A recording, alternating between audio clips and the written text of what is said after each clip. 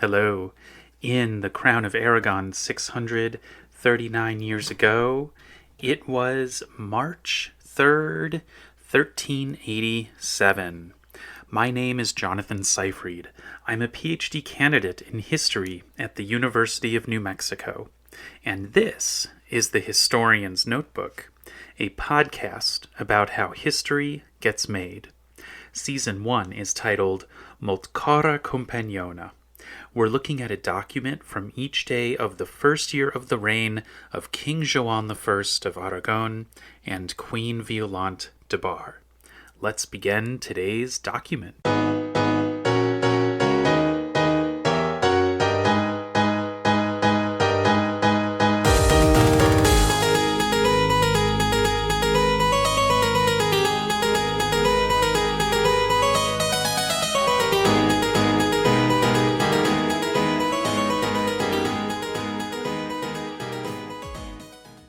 So one of the big lessons from an earlier episode, kind of getting far back into the start of the podcast now, is that if you are the outgoing queen, then you are in big trouble when the king, your husband, dies and you become a widow.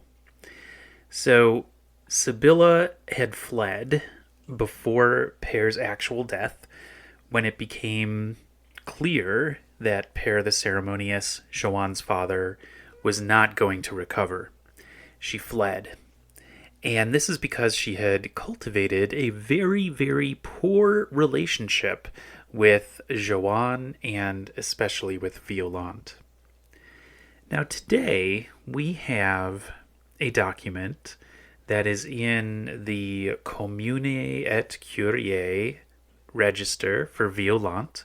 So a register that's about documents of her court and also is combined with commune seems to be something like just general matters.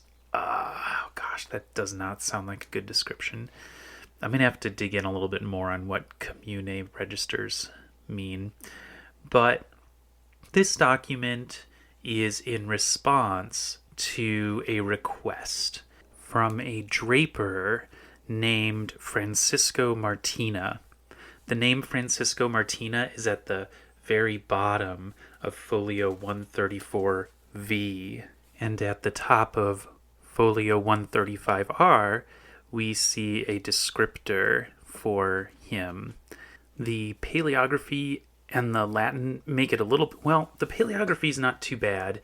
So it looks to me like it's draperine, but then there's like a mark above. So I'm not quite sure if it's supposed to be draperem.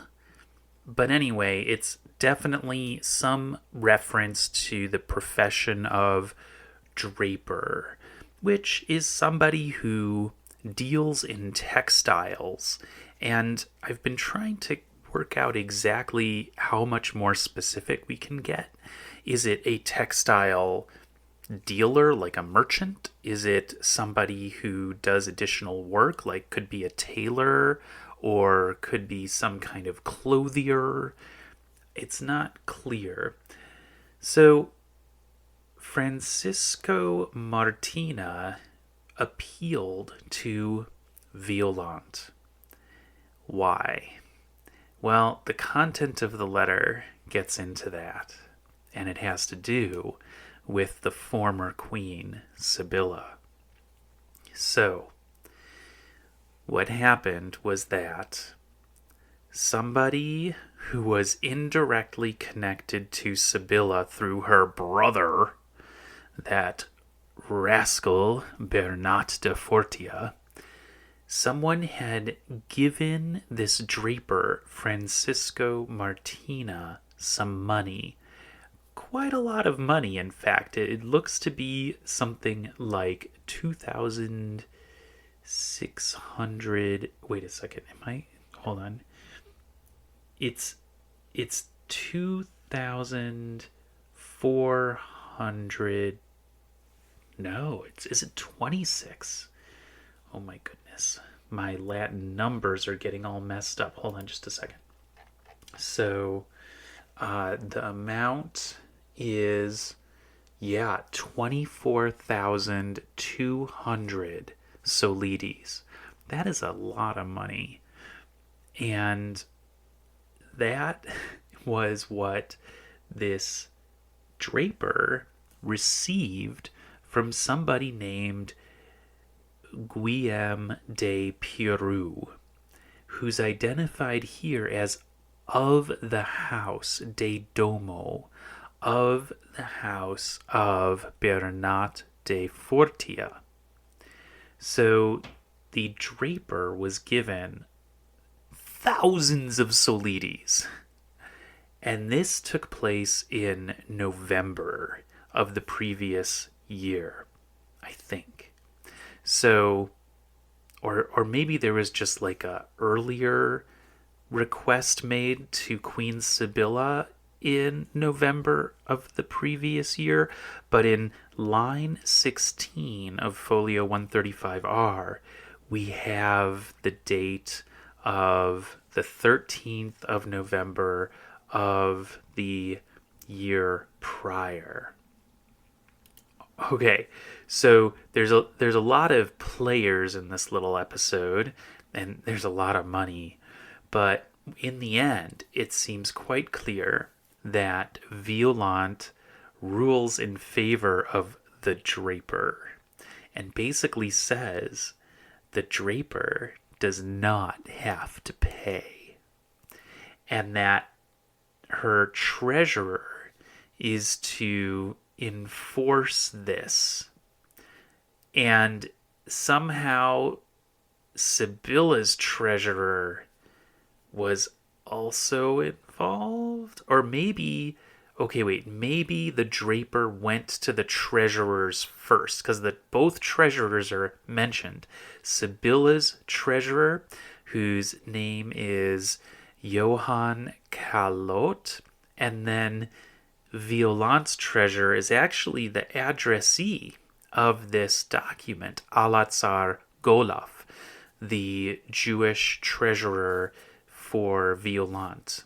Okay, so there's a lot more people now involved, but I think the way this goes is that the draper made a request, or is interacting somehow with the treasurer, who then is going to be the one to issue out this ruling to basically say that the creditor, Guillem Piru, who's connected to Bernat de Fortia, who's the brother of former Queen Sibylla, that the creditor, Guillem Piru, that he's not gonna get his money back. And I think the clear implication here is that he's not going to get his money back from the draper, and so the implication is that he's going to have to extract that money from Bernat de Fortia.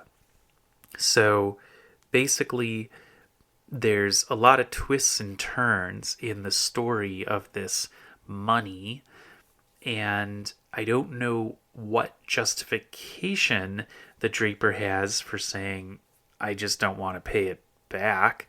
Maybe something happened, like the money was used to finance the purchase of some textiles, and the ship that had the textiles sank or was captured by pirates or something, and so there's no way to pay the money back because of that.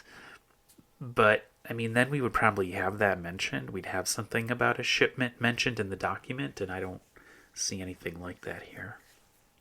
So, Violant, I think the bottom line here is that Violant is once again sticking it to Sibylla de Fortia and her brother Bernat de Fortia, who, by the way, are still imprisoned, and their fates are going to be decided in the coming weeks, and they are not sure whether they're going to survive. They could be found guilty of being traitors. There's this suspicion out there that maybe Sibylla used sorcery in order to make Joanne ill in those early days of January. And maybe Bernat can be seen as someone who was rallying forces to put up some kind of a fight. And so they're not sure how they're going to get out of this. But I can tell you one thing, they're going to owe a lot of money when they do. And this is just one example of that. Because I have a feeling that when this Guillem Piru is not able to get his money back from the draper, he's going to go to Bernat de Fortia in order to get his money back. So there's a lot that's accumulating in terms of financial arrangements that, had they stayed in power, had Sibylla de Fortia continued to rule as queen for another year, it probably would have resolved without any cost to her brother Bernat. But Père the Ceremonious has died, and Sibylla made enemies out of the next in line for the throne. I just don't understand exactly what she was expecting in terms of being able to get away with that.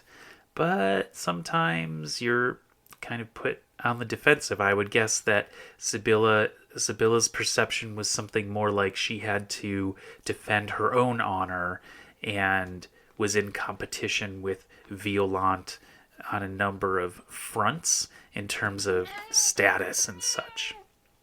So that's my speculation about kind of the backstory of why Sibylla made choices that put her and her brother in this position of, I'm sure there's way more examples like this of when the financial deal was kind of getting sorted out, and because of the change in leadership and losing power, you're now going to get stiffed. So I think her brother seems to have been just sort of this rascal. I like the term rapscallion. And he seems to have just spent money on all kinds of things and was sort of a thorn in the side of Sibylla, just a constant embarrassment because of all of his kind of nouveau riche habits. That's the sense I get. So this might also be another instance of Bernat de Fortia just making unwise business deals, and it's coming back to bite them even harder now that they are no longer in power. So tons of questions come up. If I spent a bit more time, and when I say a bit, I mean like many hours trying to really get to the bottom of the meaning of the Latin sentences here, I'm sure that I could be more definitive, and also some other aspects of how this deal went wrong might become illuminated. But I think I'm going to leave it there for this initial run through. I could totally see myself coming back to explore this later if I'm deciding that I'm going to really make the Sibylla versus Violant tension something important in the historical narrative that I want to craft out of all of this research that I'm doing. But I'm not quite sure that that's going to happen in the narrative in the end.